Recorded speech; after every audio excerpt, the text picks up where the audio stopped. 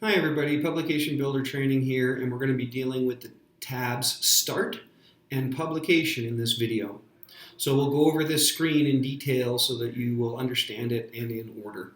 First thing that we normally do is pull up a new job or a job that we've currently done in the past, and if we have to, edit it.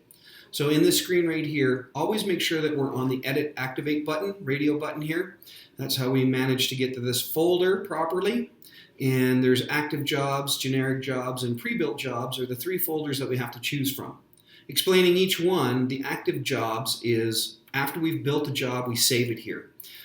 This is so that we can come back later on and open it up and edit from it or make sure that things were done correctly.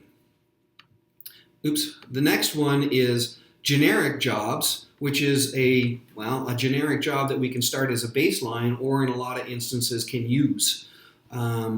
So if I open that up, inside of this folder structure is our different types of web widths and configurations. This is a 25M for magazine, 25T for tab, 25T for tab, ST, stitch and trim. So we have magazines, tabs, and broadsheets for our first letter after our width of paper. And then stitch and trim or foot to foot is another option. And we have specific ones sometimes. This one would be for, I think Aspen is the one that's shrunk. So those are our generic jobs. If I open one of them up, let's just do the 30 tab, we see generic normal jobs, 4-page, 8-page, 12-page, 16-page, 20, so on and so forth. Some of the higher number jobs where we have to have gloss over newsprint over 40 pages as an example. The last one is pre-built jobs. Now this one is when we have something that's really high difficulty level or high, we've got B section, C section, something unusual, so we pre-built them. Same thing, we've got 25 magazine, tab, and we also added in what it might be used for. So our 30 tab, Vail, Summit, Aspen, and GPI. Open this one up, and now we've got a further written out explanation in the file so that we understand. There's, for example, 1, 2, 3, 4, 5, 24 pages. So that's 24 pages gloss over newsprint with a 202 wrap over a 20A. This one, 202B, because we might have a wrap over a B section. This one's 8-page B section over a 16-page C section. All of them 24 pages. So that's what we could be loading. So once we hit that and we load the job, this one's already been loaded. I'll just show you. Active jobs, Vail, open. That's the job that's up. The next thing that we want to check is the publication tree. So we click on this and we have a short publication tree here just because it's just our dailies. And that's the edition. The next one is the zone. The next one is the section, and this one happens to have two sections, A and a B.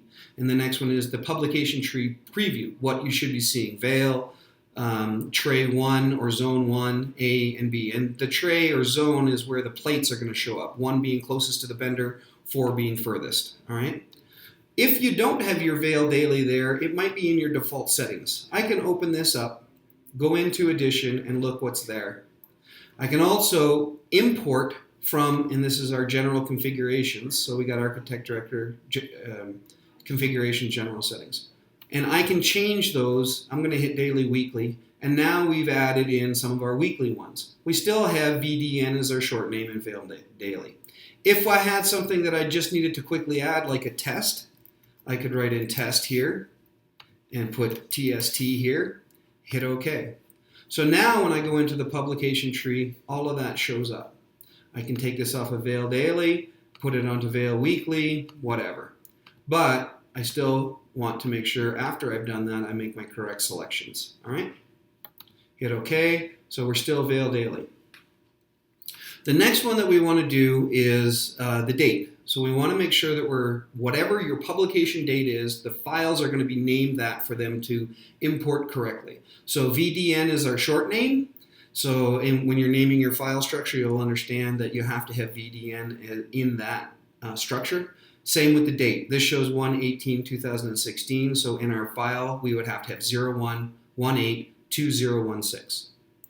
Next one is publication name. We pretty much generally leave this CM and M, but if we have a commercial job, then we can separate it by calling it commercial.